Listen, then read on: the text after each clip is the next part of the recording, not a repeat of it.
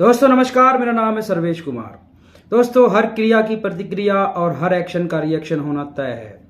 पहले हम किसी को छेड़ेंगे नहीं, लेकिन अगर कोई हमें छेड़ेगा तो हम उसे छोड़ेंगे नहीं। दोस्तों, आज का भारत वो भारत नहीं है कि मार खा के जाके यूएन में गिड़गिड़ाएगा। आज अगर कोई हमारे एक गाल पे मारेगा तो हम उसके दोनों लाल कर देंगे। दोस्तों, कायर पाकिस्तान की इस कायराना हरकत ने हमारे निर्दोष लोगों की जान ली है। इसका खामियाजा पाकिस्तान को भुगतना ही पड़ेगा। दोस्तों, हम पाकिस्तान को कूटनीतिक, राजनीतिक, आर्थिक हर क्षेत्र में लताड़ेंगे, चाहे इसके लिए हमें कुछ भी करना पड़े। दोस्तों, इस कायर पाकिस्तान से अपना घर तो संभल नहीं रहा है और ये पड़ोसी के घर में ताक झांक कर रहा है। बलूचिस्तान के नागरिकों ने पाकिस्तान का कच्चा फाड़ के रख दिया था। तो दोस्तों, इस हमले के बाद भारत ने सीसीएस की बैठक बुलाई। सीसीएस यानी कैबिनेट कमेटी ऑन सिक्योरिटी।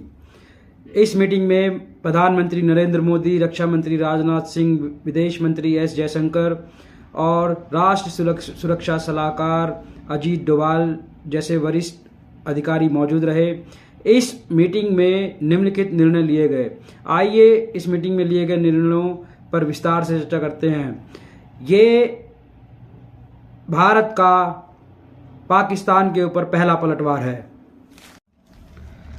दोस्तों, प्रधानमंत्री नरेंद्र मोदी की अध्यक्षता में 2.5 घंटे तक चली कैबिनेट सुरक्षा समिति की बैठक में ये फैसले लिए गए।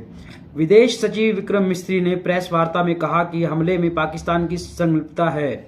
इसको देखते हुए 1960 से चली आ रही सिंधु जल संधि को तत्काल प्रभाव से निलंबित करने का निर्णय लिया गया। इसके अलावा सरकार ने अटारी सीमा पर चेक पोस्ट भी बंद कर दिया है। सरकार ने कहा है कि जो भी पाकिस्तानी नागरिक वैध तरीके से भारत आए थे वे 1 मई से पहले भारत छोड़ दें। इसी तरह पाकिस्तानी उच्चायोग में पाक के सेना, नौसेना और वायुसेना के जो भी सलाहकार हैं उन्हें गैर जरूरी घोषित कर दिया गया है। इन लोगों को 1 सप्ताह के भीतर भारत छोड़ना होगा। भारत ने इस्लामाबाद के भारतीय उच्चायोग में तैनात भारतीय सेना, नौसेना और वायुसेना के सलाहकारों को वापस बुला लिया है। विदेश सचिव ने कहा दोनों उच्चायोग में ये पद निरस्त माने जाएंगे। भारत ने इन सलाहकारों के 5 सहयोगियों के पद को भी निरस्त कर दिया है। सरकार ने कहा है कि उच्चायोग में तैनात 55 स्टाफ की संख्या को घटाकर 30 कर दिया गया है। यह व्यवस्था 1 मई से लागू होगी।